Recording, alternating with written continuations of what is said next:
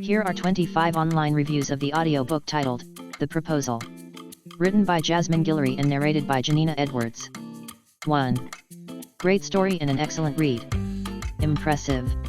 So far each story has kept me enthralled for at least 3 days.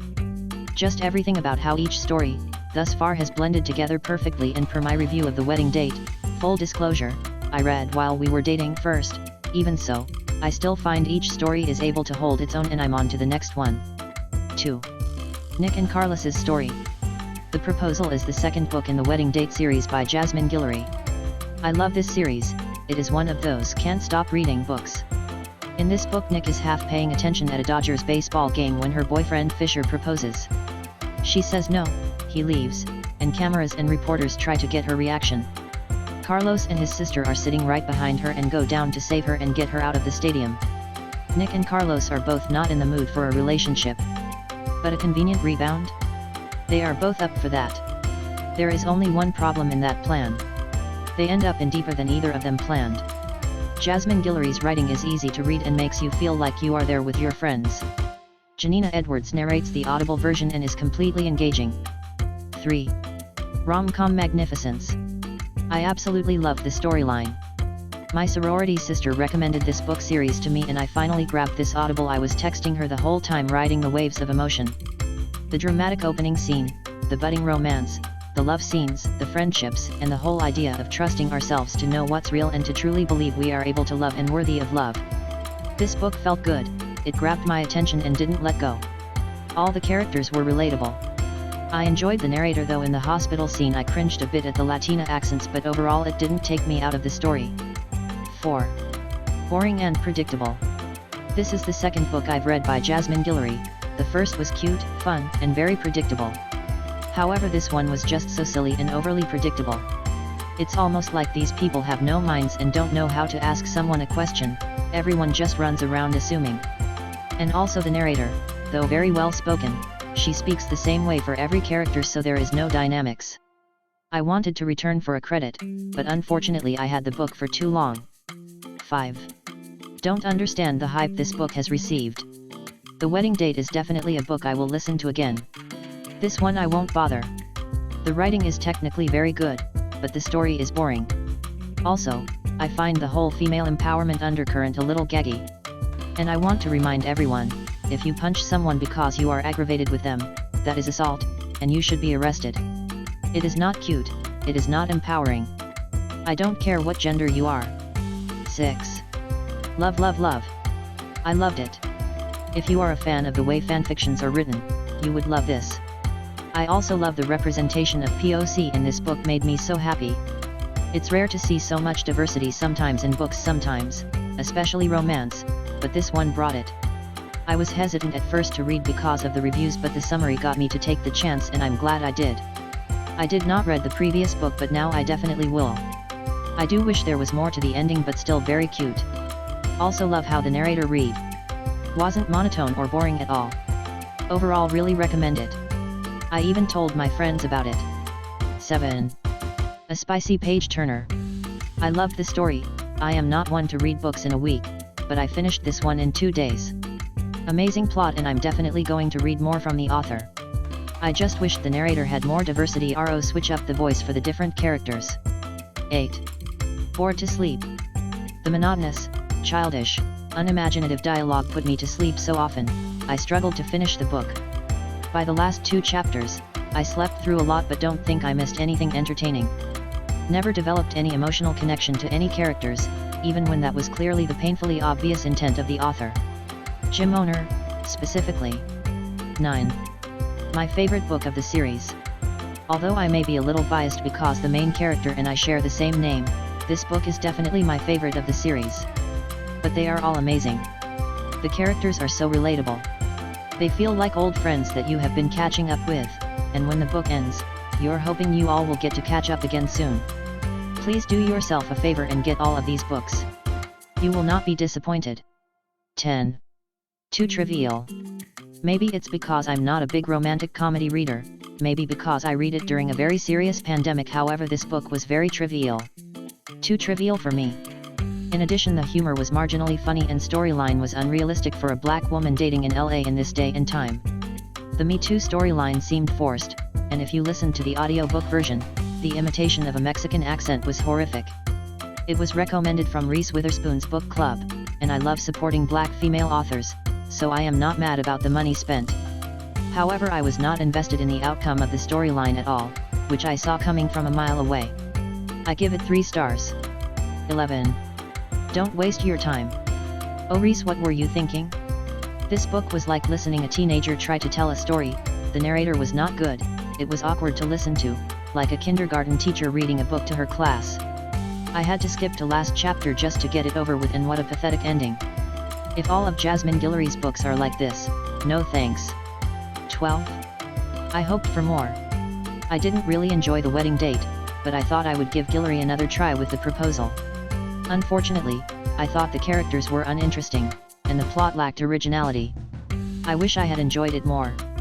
I feel like there was a lot of potential here, but I wanted the characters and story to be developed more fully. 13. Full of cliches and just gross language style. Not sure why this book made it to the RW list. The author tries too hard to make the story real, too many cliches and unnecessary vulgarity, or just lack of an elegant language style to convey a message. As the main character is AA, it is sad that the culture needs to be portrayed in such a dirty talk manner. An educated black woman can also think all the things that are portrayed here, but expressing them so vulgarly is a different story. 14.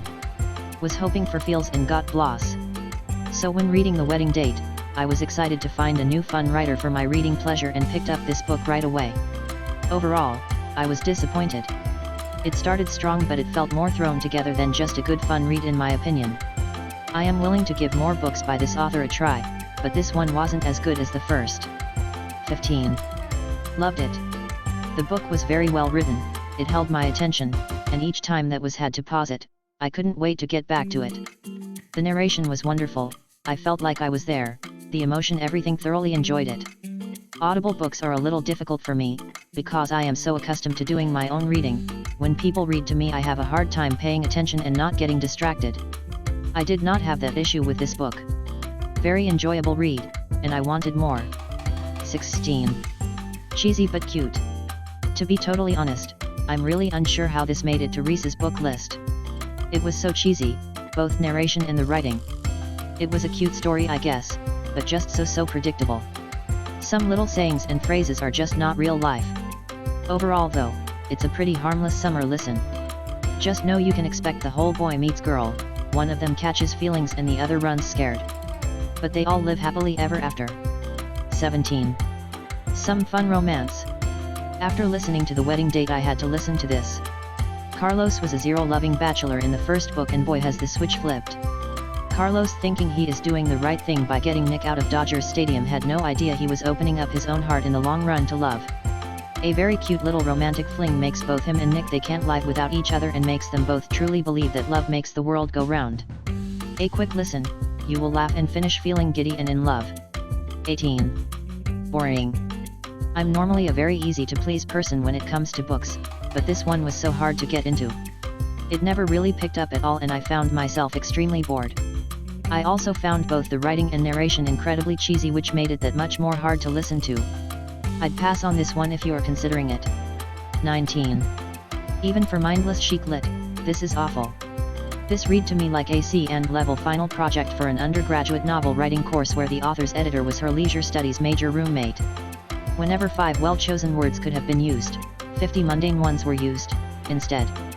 The amount of repetition, over-explaining, and inane dialogue nearly has me shutting this off a million times, but listening to this was like seeing a car wreck, I just couldn't turn away. I understand this is a mindless, beach read, but this was way too predictable even for that genre. I knew 15 minutes in, more or less, how things would play out. The only trope missing from this was a pregnancy scare on the part of the main character. There's a lot of great books to sink into while drinking at a queer eye at the pool, but this isn't one of them. This was infuriating from every possible angle, including the overly emphasized pronunciation and weak attempts at character voices by the narrator. Don't waste your time on this. 20. Dorky narrator. The story itself isn't great, but it's something that you don't have to think about too hard, kind of like Real Housewives, and will pass the time on a long commute. I think the worst part was the narrator, whose inflection was off in some way. It was almost as if she sounded too dorky even though she was supposed to be narrating two characters who were witty and cool. It was distracting throughout. But overall, I found myself listening to the entire book because I could half listen to it without putting in any effort. 21. Mixed feelings. The story here is cute, has potential. The characters are likable and well developed. I love a sweet love story combined with karma. But the food/eating dialogue and sex dialogue was over the top. We could have gone without 2 sex scenes and 2 food descriptions. And if she said cupcake one more time I may have screamed. Overall 3 stars, but skip past the boring and trite foreplay. 22. Don't waste even a free credit. The premise sounded promising and I even listened to the preview, but everything about this book bothered me. I thought maybe I just wasn't in the right mood, so I went on to something else and once that was finished, I came back to it and made myself finish, a rule of mine. The narrator sounded like she was trying to speak as if English was her second language. I never found a redeeming quality and will be returning this book and getting my credit back. The plot was incredibly predictable, the characters are cookie-cutter one-dimensional, right down to the man bun douchebag. I mean, come on. How much more cliché can you get? Seriously, just don't bother. 23. It was so much better than I expected. I am not a fan of romantic comedies so I wasn't sure I would like reading one, but this book was really great. I love how there were diverse characters but the story wasn't really built up around their race. It was just a love story between 2 people who one happens to be black and one happens to be Mexican. I wish more books had this in their stories. 24. Couldn't stop listening. I think I've never listened to a book as fast as The Proposal. I really enjoyed this book. I mostly listened while I was at work. My coworkers were probably wondering why I had that stupid grin on my face all day, as some parts of the book were very funny to me. 25. How did this ever make it to a book club? What a boring and insipid read. I kept hoping it would get better, and then felt I had so many hours invested I might as well finish it, but nothing. Very sophomoric plot, the dialogue for the male character was written with words men would rarely use, and it was insulting to hear the narrator use an Indian accent when playing the Tia Eva, Hispanic, character. To say I was disappointed is an understatement. Probably the most uninspired book I've read. Thank you for watching.